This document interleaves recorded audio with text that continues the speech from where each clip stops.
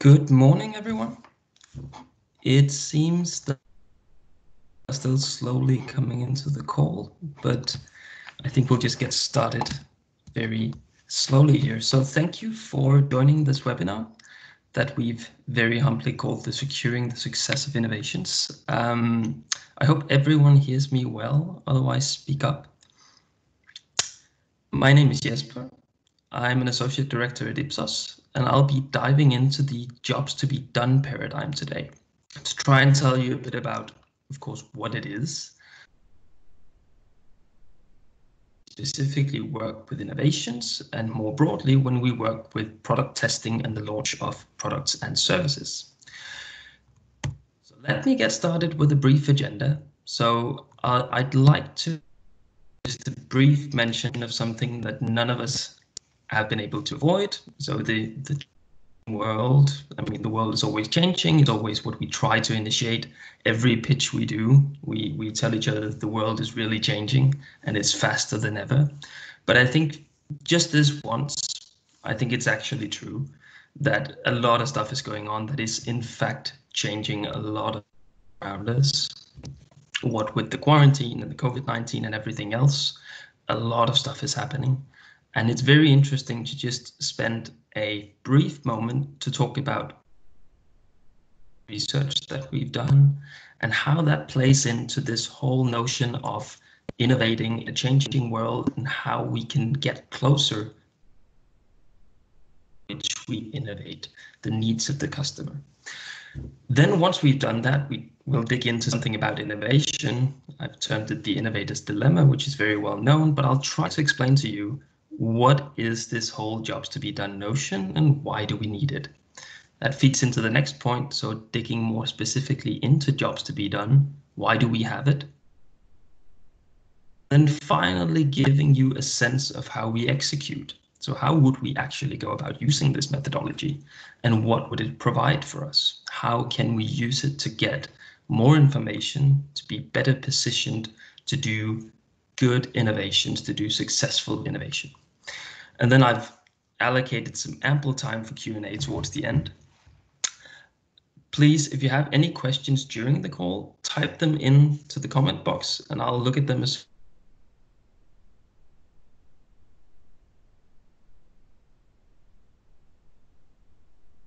the Q&A. Good. So just as a brief setting, as I said, we've just conducted some research in IPSOS on the whole COVID-19 incident. What is going to happen in the future? We were very interested in finding out not so much what people are concerned about right now. We know that. We know that people are concerned, but we were very keen to learn what is going to happen when this thing passes. What is awaiting on the other end of this? How will this impact consumer behavior, the way that consumers look at the world? So I've just taken a few snippets of information from the study here. So for instance, as you see, 39% expect to make a greater health effort on the other side of this. One of the key things that we see, while eating healthily, exercising more, that's always some of the top options whenever you ask about health. But one thing that's really come to the front is taking more vitamins, taking more nutrients as part of your daily diet. That's actually more important now to a lot of people than, for instance, reducing the consumption of alcohol. And that is tied, most likely, to a new view of how we can go about taking care of ourselves. Similarly, if you look a bit more to the right, 32% are planning to do more activities at home in the future, and they actually want to substitute things like restaurants, bars, social life, cultural events with digital alternatives, homebound alternatives. So they are reacting to what we see now, not just doing this substitution right this moment, but actually planning on doing this going forward. And as I showed, specifically for younger customers, are willing to substitute digital alternatives for social and cultural alternatives. So again, an indication that this might not just be a short-term disruption. This might actually have an impact on how customers behave and what they will need from future innovations.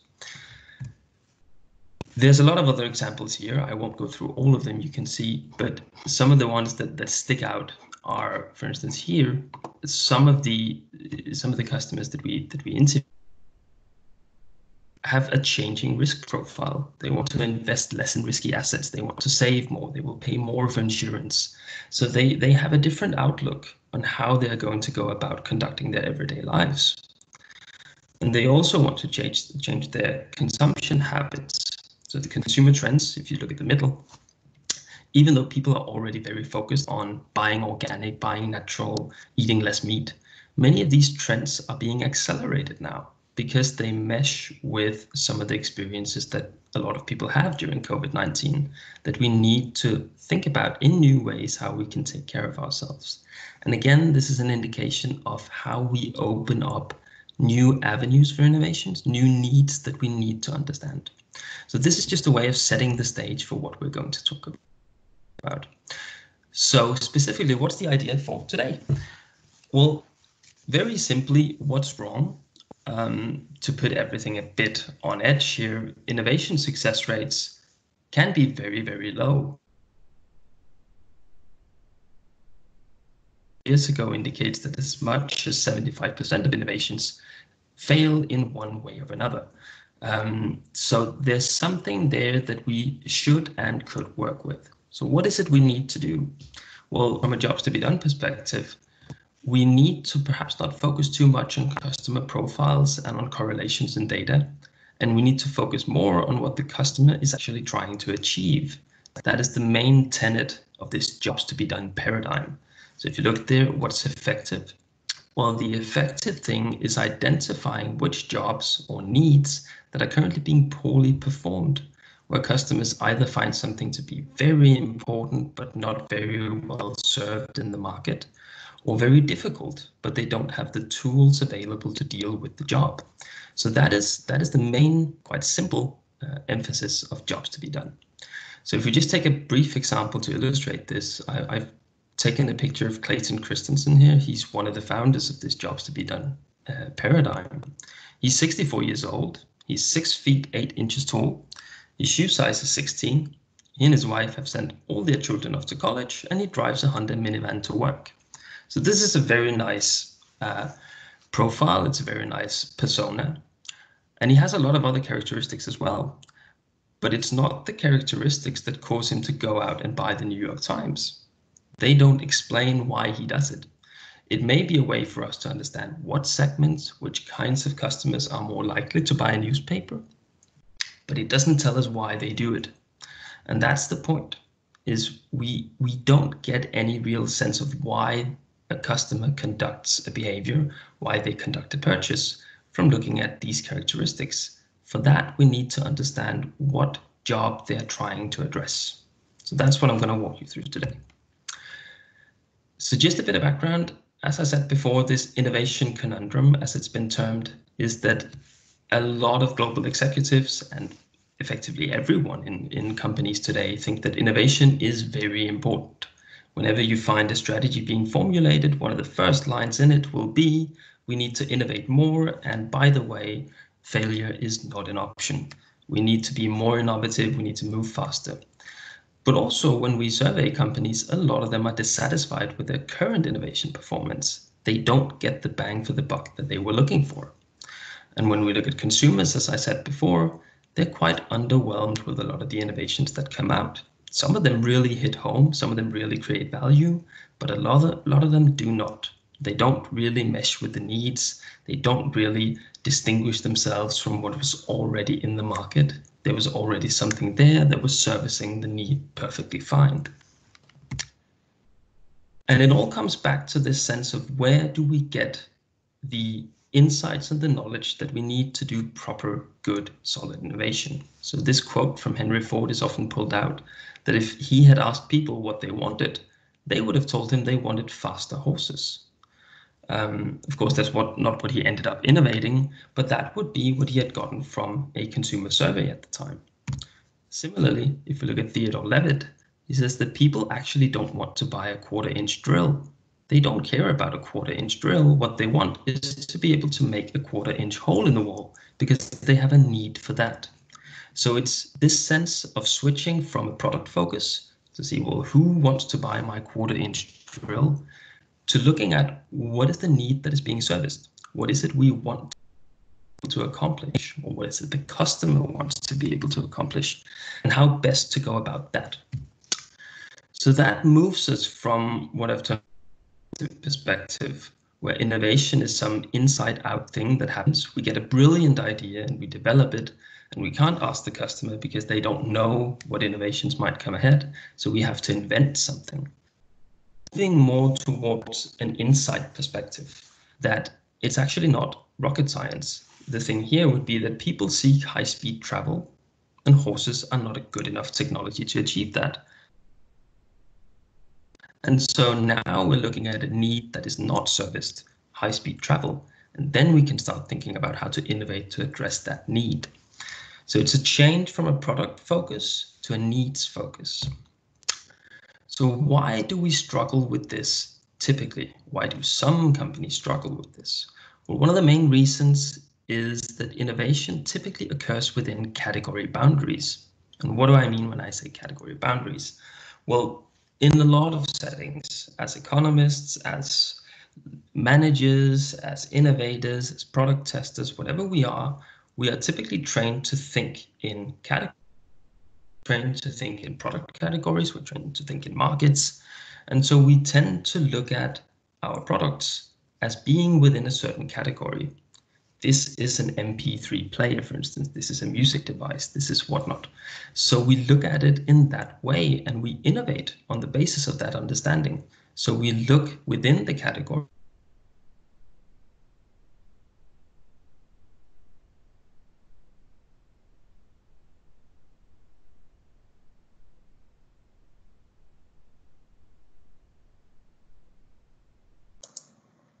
Yes, so we can't hear you right now.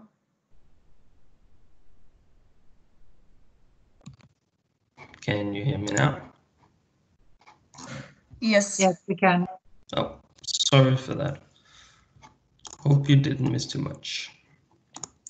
So I'll just backtrack here.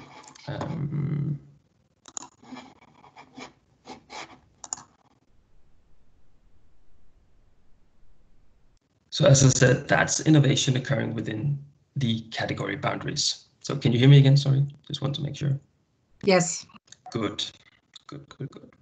Second point is that innovation is often driven by available technology. It's kind of the same point, but still it's an expansion of that. We often tend to look at what we have available. So if you take a company that develops some sort of manufacturing equipment, for instance, what you'll often see is that they find new ways of using their technology. I worked a lot in the manufacturing industry with pump manufacturers, so pumps that you have installed in your home. And often their innovation process would be looking at what they had found that they could do with the technologies they had, and then look at where in the market can we sell this. I worked in finance as well. We had very much the same approach there. Find new, interesting ways of offering finance products. And now we just have to find someone who's willing to buy it. So it's this outside-in perspective. That is also something that the jobs to be done perspective wants to do away with a bit. It wants to have us focus on the needs of the customer. Finally, the third point that I'll get into a lot more later is this mistaking of an abundance of customer data for actual insights. So often this time we have a lot of data. We have very, very much data. We actually have more data than we know what to do with. But just having a lot of data, as I said before, with all these segmentation and correlations, and we can analyze who seems to be most likely to buy a product, that is all well and fine, and it helps us when we go into the market. But it's not necessarily where we find the reasons for why an innovation is successful. So we need to complement that with a focus on the needs. And that's to be done. So I've taken just a brief snippet here to say, well, what is it actually then that we look at in the jobs to be done? Well, we have some core metrics. The first is importance. So importance is a measure consider a job to be very important for them or their business. So it's a very simple thing. We want to know what is actually important. Then we have the second one, which is difficulty. We want to know which jobs are difficult to complete and which are not. And then finally, we have the tool satisfaction or the service satisfaction, which is simply a measure of how well a job is currently being served in the market. Do you actually have the tools that you need to accomplish a job? These are the three core metrics, and I'll get into them a lot more in just a moment. It's just for you to be acquainted. So what do we do? Well, typically we start out by a need to look at what jobs exist. So if we go into an organization or we go into a market, what we often want to do is start out by mapping the jobs that the consumer has. So that will often be talking to the consumers qualitatively or quantitatively to try and learn how their world looks like and try to map out what is the relevant universe of jobs that they are currently trying to fulfill. Only once we've done that can we start measuring and estimating each of the jobs according to these key metrics: importance, satisfaction, and difficulty, to try and start to look at how these jobs actually compare to each other, which ones are perhaps overserved or underserved in the market, and which ones actually provide an innovation opportunity for us. And only once we've done that can we then evaluate and act to say which opportunities are actually deserving, getting our attention, of getting our efforts. So that is jobs to be done in a nutshell. And now I want to dive in more specifically to how we use it. So the main objective when we do this is trying to evolve, as I've written here, good ideas and passion into successful innovations. Because what we often see when we go into a company is that there's a lot of passion. They know what they want to do. They are the ambassadors of their product. They have thousands that could be used in the market. Job to be done is a way of linking from that to something that will actually work in the market. It's bridging that gap from the ideas and the technologies and the notions to something that is actually successful. First step on that road is to empathize. So customers don't buy products or services. That is the mantra of the jobs to be done, that we actually don't look at this as customers buying a product or a service. What we look at is them hiring various solutions at various times to get a job done. That is the main emphasis. So we're not so much concerned with the specific product, so much as we're concerned with the job. So an example, for instance, that is very popular is the milkshake example. And Clayton Christensen asked this question now almost 20 years ago. So what job did you actually hire that milkshake to do? Well, was it a thirst-quenching milkshake? Was it for fun? Was it conspicuous consumption? Why did you buy a milkshake? And there's a classic example with a fast food chain that shall remain unnamed here, who were trying to boost the sales of their milkshakes. And they started out, as most of us probably would do, along a number of traditional avenues. They started out by focusing on their product.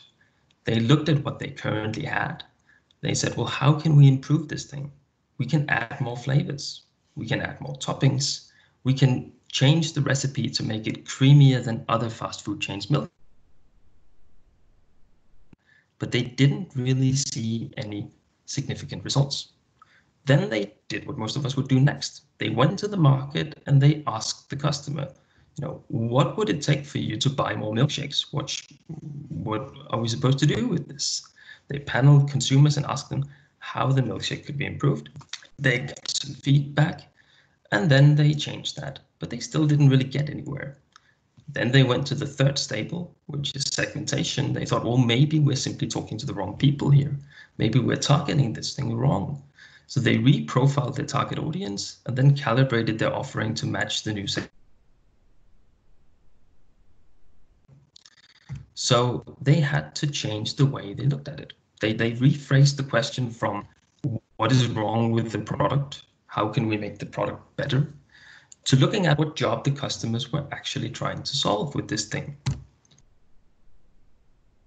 The customers with this new rephrased perspective, but they were looking at it in a different way. They observed customers in action, and what they saw was that most customers were purchasing milkshakes alone, and they did it before 8 a.m. in the morning, and most of them were actually heading to work when they did it, and they would almost always only buy one milkshake.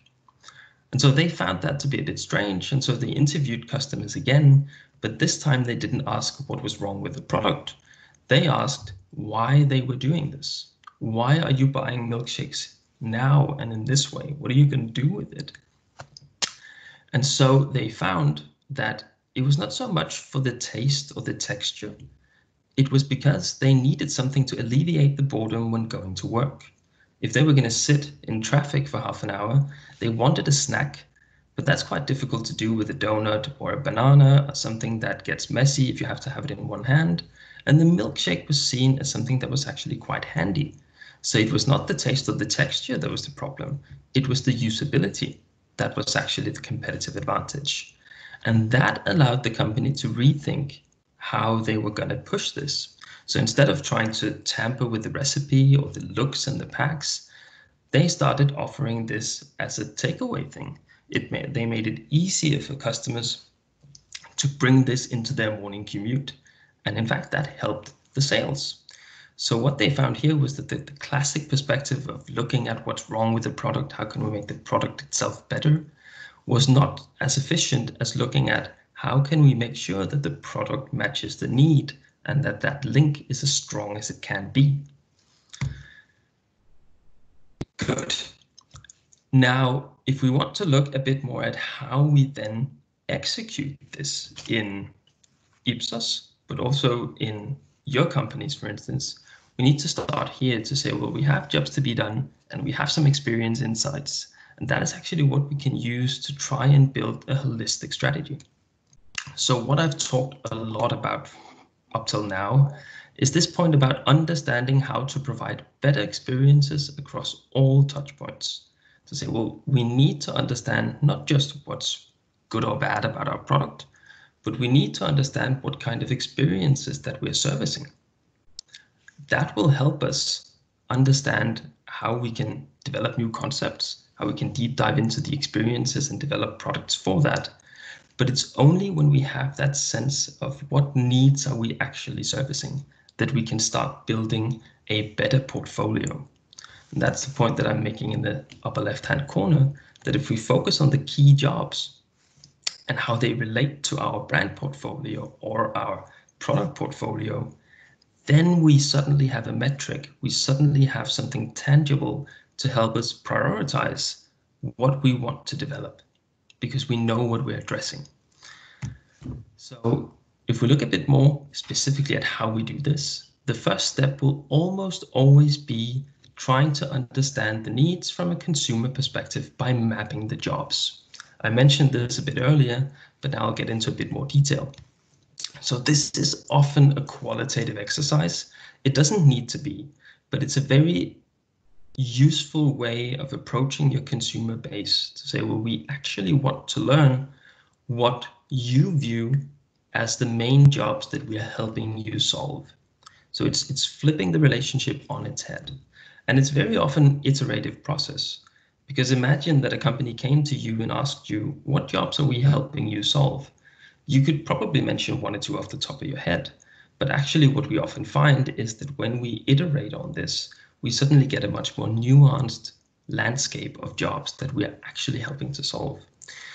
So I've taken the liberty of bringing in an example of a study that I've done previously. This was in the financial sector. We wanted to understand how can we essentially define what a job is in the financial sector, because we had a lot of challenges with saying, well, we have a lot of ideas. We want to develop new ways of servicing in the financing industry. We want to have a sense of how we can perhaps digitalize a lot of the services, is something that's going on in finance a lot right now. But we found that we had no real leg to stand on in terms of how to push this to consumers. What is it they actually want? So we went about doing a lot of interviews.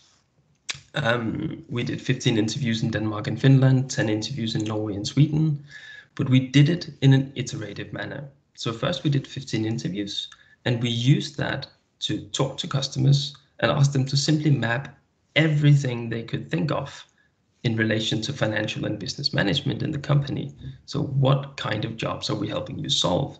That could be anything from facilitating a payment, cash flow management, having an advisor, helping with the placement of investment funds, or helping them save for retirement. There was a lot of jobs that came up. Then we went back and did an internal validation with the company, because expert opinion is often very important here. One thing is getting the insights from the consumers, but then going back and saying, well, consumers are saying this. How does this match to your internal understanding of what jobs you are currently servicing?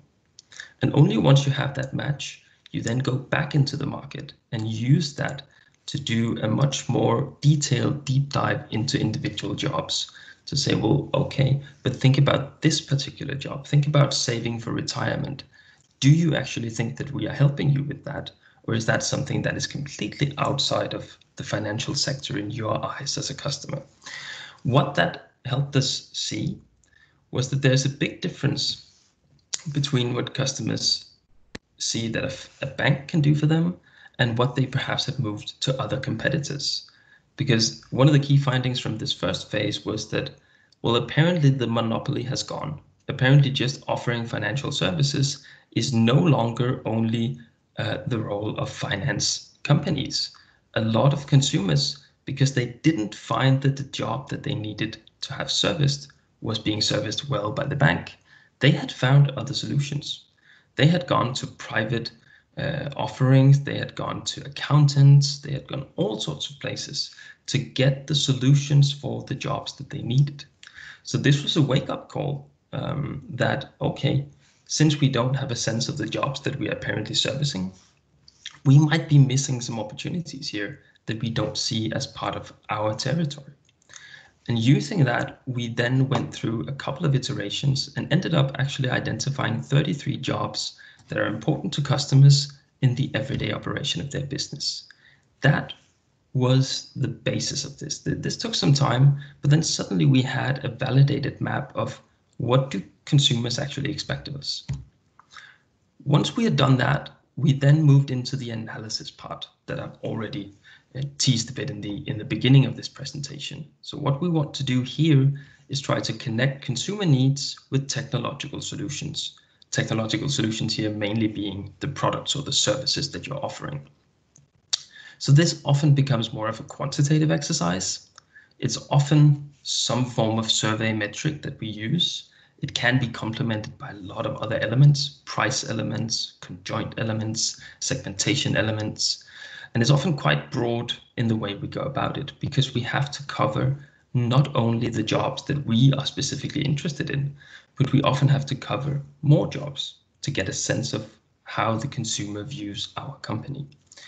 So this is where we'll go out and measure exactly the metrics that I told you about before. So we want to measure importance of the job, difficulty of the job, and the sufficiency or insufficiency of the tools that are available.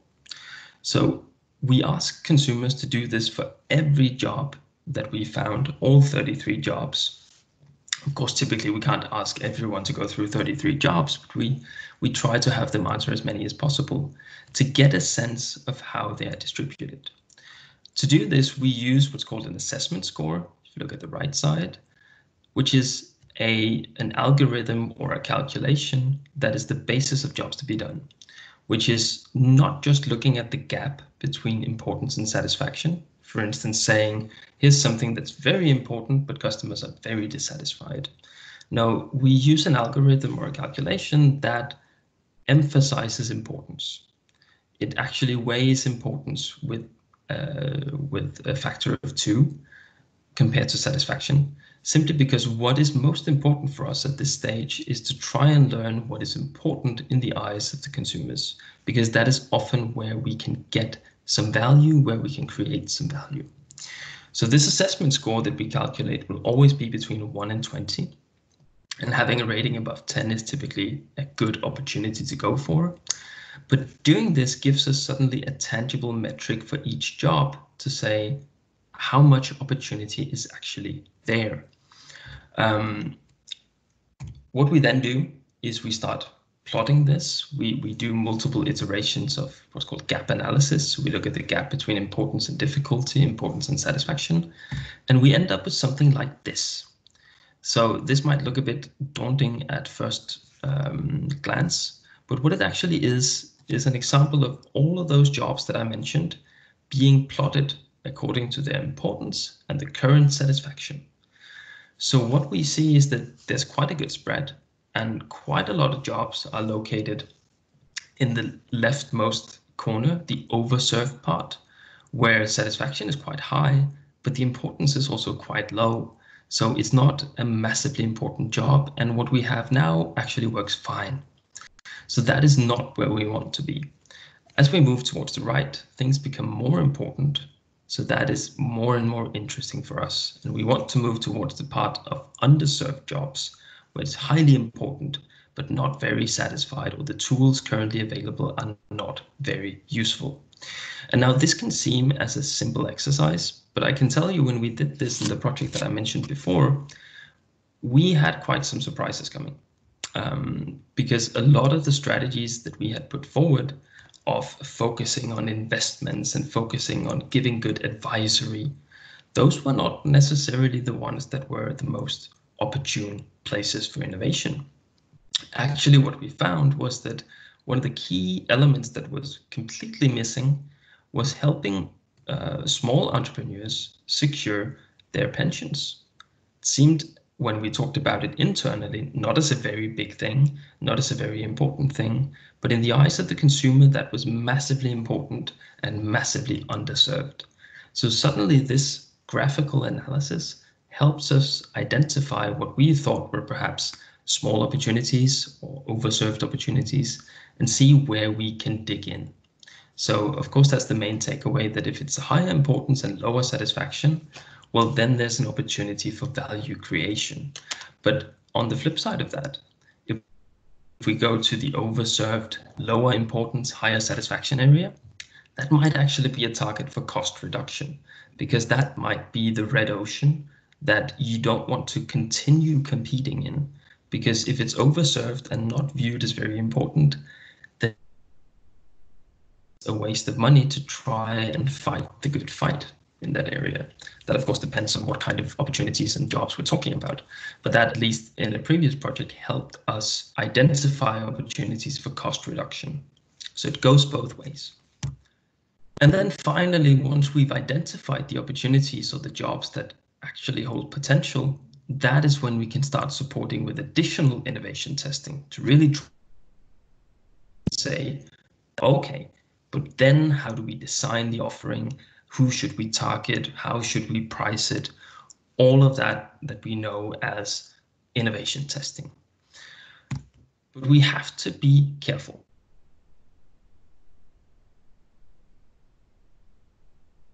Shows something that actually happens more often than you'd think when we do these things. Now, this is an example from the global medical diagnostics industry, a company that tended to focus on its lead users when they wanted to do innovation or they wanted to adopt a new product. They went to the ones in the company who knew the most, who were specialists in the field, and used them to see, where are we going to go? What should we acquire? How should we innovate? But when we did a jobs to be done analysis on that, or when an analysis was done, there was a glaring anomaly in the data. So 21% of respondents were in this overserved category, highly satisfied with what they were getting, and the importance was quite low. So there was really no opportunity here. But 79% of the other specialists in the company were in the completely different category. They were seeing this as very important. They really, really, really needed something to help them, some equipment, and they were not very satisfied with the equipment that was currently on hand. So how do you go about explaining such a massive difference? And as it turns out, if we dig into the data, the highly overserved segment was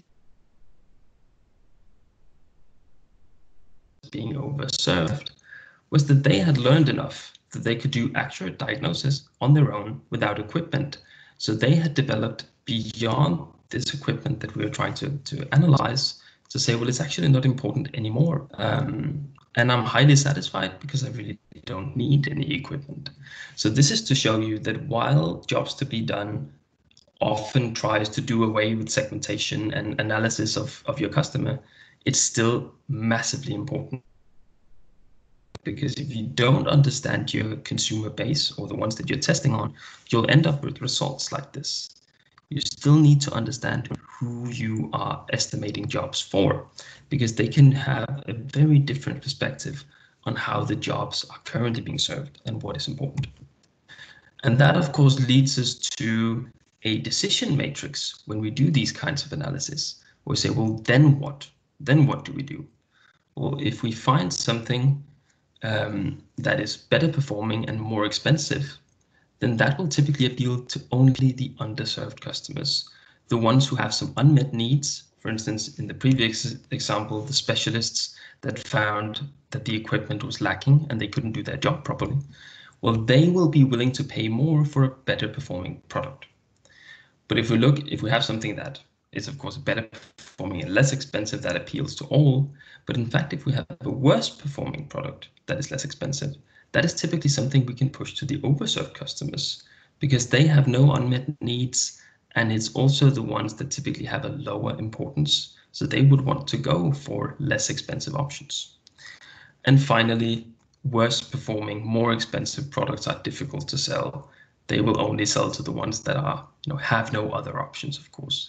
But it gives us this kind of decision matrix to say, well, depending on what we have, on how well performing the innovation is, how expensive it is, we can actually tie that to the kinds of analysis that we're doing with jobs to be done to try and learn where should we be targeting this in our markets. Coming up on the end here, I have 5 minutes left, I can see. So let me just try and tie this into the wider innovation journey.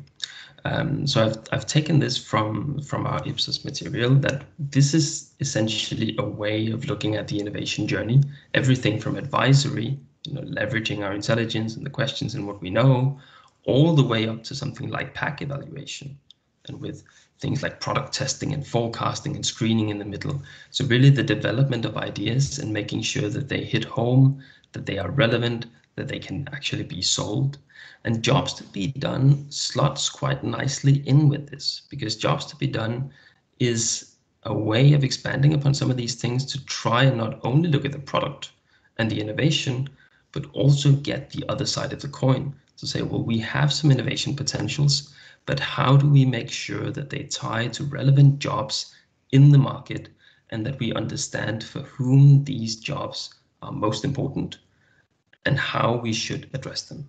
So jobs to be done becomes part of this innovation journey, especially in what we call the fuzzy front end, where we're still trying to understand what kind of innovation is this, and does it actually even have a leg to stand on?